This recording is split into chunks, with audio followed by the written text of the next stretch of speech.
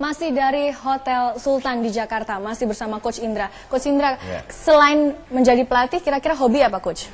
Ya kalau lagi off melatih ya di rumah bersama anak, karena kita kan selalu meninggalkan dengan waktu yang lama. Ya begitu ada kesempatan ya bisa main futsal sama anak saya yang laki-laki. Masih tetap main sepak bola? Ada juga, karena mereka juga suka sepak bola. Saat ini Anda sedang tinggal di Yogyakarta, walaupun sebelumnya dulu adalah orang Padang. Orang Padang. Oke, Coach, kita sambil jalan, Coach. Saya ini dapat informasi. Iya.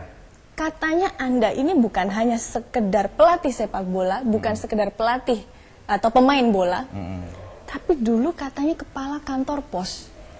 Itu ceritanya gimana? Iya, saya beruntung itu ya, mulai berkarir di kantor dari tahun 85. Waktu itu kan kalau pemain sepak bola dulu dihargai bukan kayak sekarang ada kontrak, tapi ada penghargaan dengan memberikan pekerjaan kepada pemain. 85 sampai tahun 2007. Prestasi puncak di kantor yaitu tadi kepala kantor distribusi PT Pos Indonesia di Padang, dan kita minta pensiun waktu itu tahun 2007. 2007. Itu menarik loh, dari seorang sepak bola tiba-tiba menjadi kepala kantor pos. Nah, Anda harus mengakui dan bahwa saat ini nama Anda ini kan digadang-gadang untuk menjadi pelatih timnas masa depan Indonesia. Mungkin tidak berlebihan, karena memang seperti itulah yang jadi harapan masyarakat. Ketika kemudian Anda membuktikan prestasi Anda ketika kemarin kita menang piala di Sidoarjo. Apa tanggapan Anda terkait itu? Pertama tentu bisa menjadi motivasi untuk kami, tetapi saya mau sampaikan juga ini tidak pekerjaan sendiri, bukan yang saya kerjakan sendiri. Bukan pekerjaan sendiri? Saya sendiri, banyak orang yang terlibat di sini, yang membantu.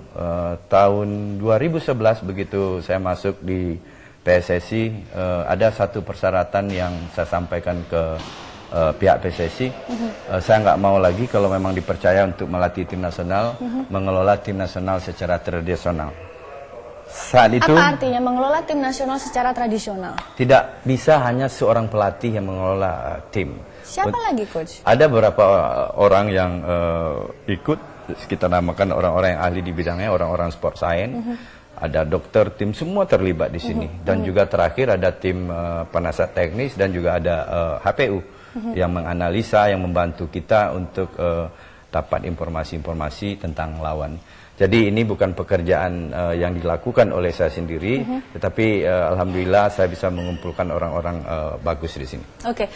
Mengumpulkan orang-orang bagus tidak hanya official, tapi adalah para pemain-pemain itu. Ada yang mengatakan bahwa itu adalah berkat keuletan Anda belusukan. Jadi belusukan itu bukan hanya sekedar identik dengan Jokowi, tapi juga identik dengan coach Anda. Nah, jadi Anda dikenal suka belusukan, Anda mencari bibit-bibit pesepak bola sendiri. Bagaimana ceritanya? Siapa yang kemudian menginspirasi Anda untuk melakukan itu? Ada dua hal waktu itu. Sewaktu saya masih main di Padang, tidak adanya scouting dari PSSI. Jadi potensi-potensi daerah itu tidak pernah terlihat. Apalagi dulu kompetisi tidak teratur sekarang. Pada saat itu yang terlihat adalah? Ya mungkin sepintas orang-orang dari Jakarta, dari Jawa dan lain-lain sebagainya, tanpa terakomodir pemain-pemain lain. Nah, dari hal itu, waktu pertama kali saya masuk melatih tim nasional U16, waktu itu kualifikasi ke U16 ke Bangkok, kita sudah disodorkan pemain itu yang kita latih. Akhirnya ya gagal total.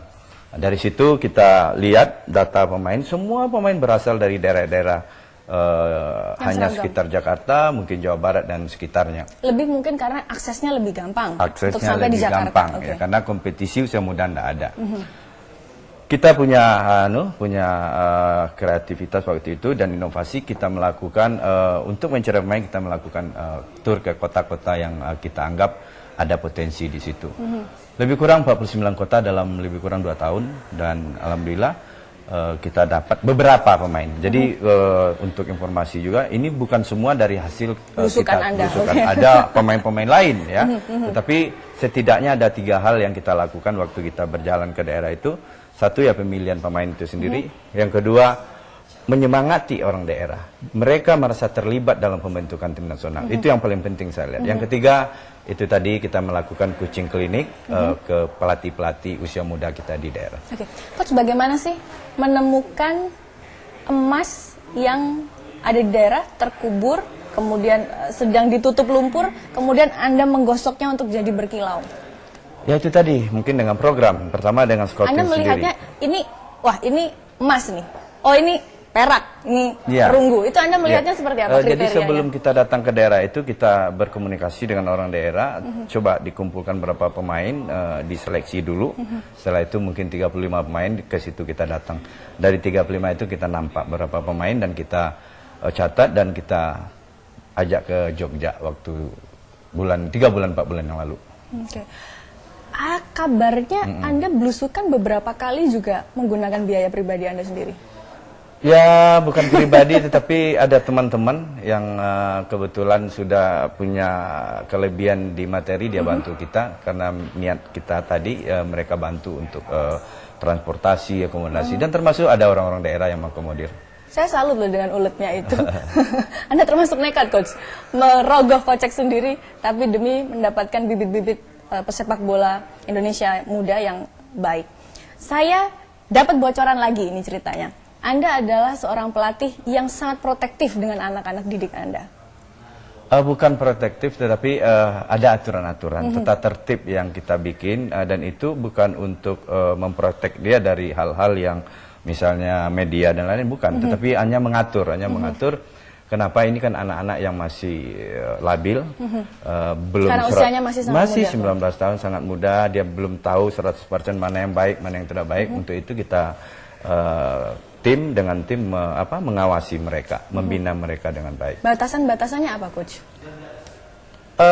Kalau dengan siapa? Kalau dengan media sampai kita tidak punya batasan, tapi ada aturan bahwa dengan media kita lakukan setelah dia makan siang, makan malam, sarapan kita persilakan.